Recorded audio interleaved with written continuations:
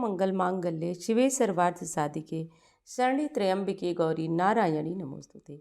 हर हर महादेव, जय भोलेनाथ। नमस्कार, मैं साधना पांडे मार्गदर्शन पे आपका स्वागत करती हूँ। दोस्तों, आज हम जानेंगे नवरात्रि की यानी गुप्त नवरात्रि की 5वीं देवी माँ छिन्नमस्ता के बारे में। छिन्नमस्ता की कथा जानेंगे तथा इनकी महत्वपूर्ण पूजा के बारे में जानेंगे। तो चलिए जान लेते हैं माँ छिन्नमस्ता के बारे में और उनकी महत्वपूर्ण पूजा विधि। गुप्त नवरात्रि के 5वें दिन माँ छिन्नमस्ता या छिन्नमस्तिका, इन 10 विद्याओं में 5वां स्थान इन्हें प्राप्त है। माँ के हाथ में अपना ही कटा हुआ सिर लिया तथा दूसरे हाथ में कटार है। इस महाविद्या का संबंध महाप्रलय से है। इस महाविद्या को भगवती त्रिपुर सुंदरी का ही रौद्र रूप माना गया है। आज हम आपके लिए माता छिन्नमस्ता की विशेष कथा लेकर आए हैं। तो चलिए दोस्तों, अब कथा जो है वो प्रारंभ करते हैं।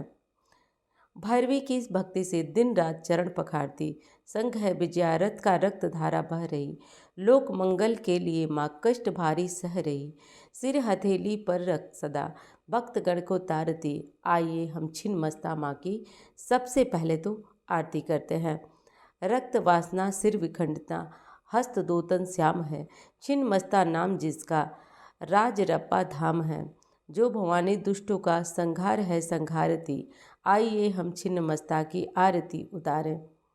जो सती दुर्गा प्रचंड चंडिका, भुवनेश्वर सत्वरज तमा, रूपिणी जय अंबिके अखिलेश्वरी, जो कराली कालिका है कमला भारती। आइए हम छिन्नमस्ता की आरती उतारें।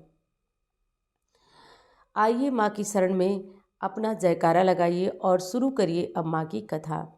दीनता दुख दारिद्र को दूर फेंकने के लिए माँ की यह कथा पर्याप्त है। विशेषकर माँ कलयुग में भक्तों को तारने के लिए इस कथा का जरूर श्रवण करें।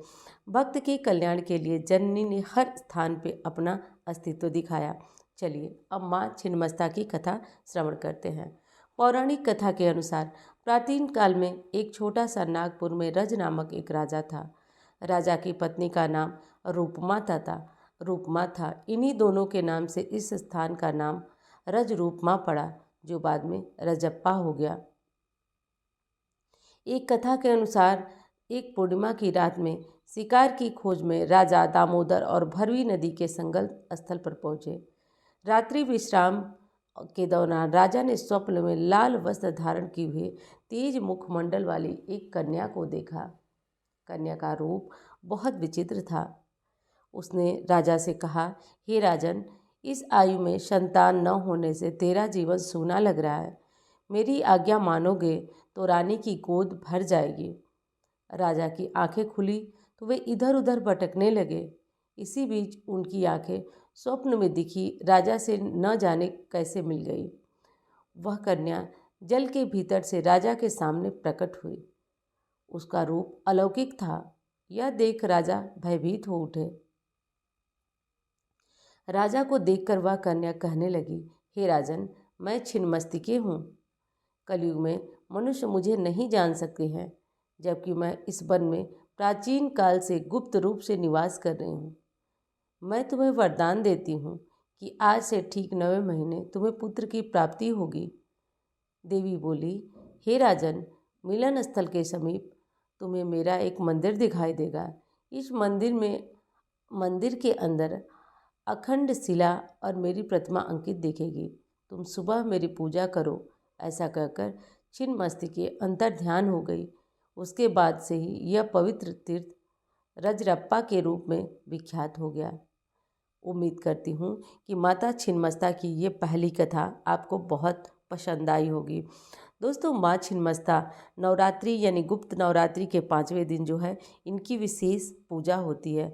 माँ की पूजा करने से भक्त की सभी कष्ट, सभी संकट और सभी परेशानियों का अंत हो जाता है।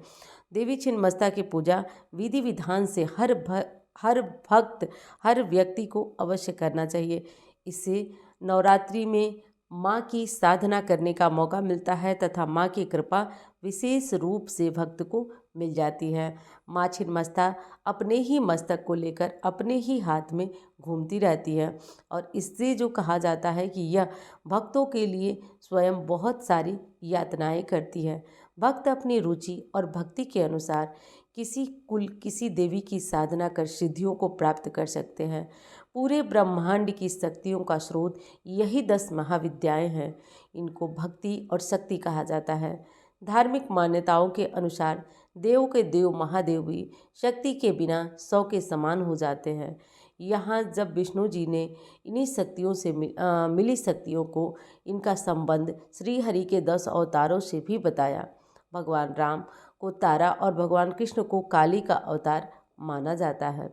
इस प्रकार करके आप भी इन 10 महाविद्याओं की आराधना करें।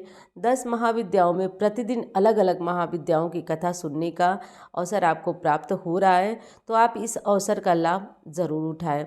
गुप्त नवरात्रि के 5वें दिन छिन्नमस्ता की पूजा ज़रूर करना चाहिए। पूजा कैसे करना चाहिए ये मैं आपको बताती हूँ। पूजा करने से व्यक्ति की किस समस्या से मुक्ति मिलती है, भयंकर रोग से मुक्ति मिलती है, कोई दोष है आप पे परिवार पे तो उससे मुक्ति मिल जाती है। और आज के दिन माँ छिन्नमस्ता की पूजा कथा अवश्य करना चाहिए। तो चलिए अब जान लेते हैं कि माँ छिन्नमस्ता की आप पूजन कैसे करेंगे। दोस्तों, माँ छिन्नमस्ता की पूजा के लिए आपको कुछ विशेष चीज़ें नहीं चाहिए। माँ की पूजा के लिए आपको लाल रंग के फूल चाहिए, लाल रंग का आसन चाहिए जो कि हर देवी की पूजा में अनिवार्य होता है। इसे ले लें और माँ के सामने बैठ जाएं। माँ का स्वरूप देखिए त्याग का प्रतीक है, इसलिए माँ को आज जो है पीली मिठाइयों का भोग ज़रूर लगाएं। पीली मिठाइयों का भोग लगाएं तथा माँ के सामने शक्ति के किसी भी मंत्र का जप करें। इससे देवी की विशेष कृपा प्राप्त होती है। तो दोस्तों, ये थी नवरात्रि की 5वीं महाविद्या माँ छिन्नमस्ता की कथा। उम्मीद करती हूँ कथा और जानकारी दोनों आपको पसंद आई होगी। और चलिए, पसंद आई तो आप वीडियो को लाइक करिएगा, चैनल को सब्सक्राइब करिएगा। मैं मिलती हूँ आपसे किसी अन्य वीडियो में। धन्यवाद।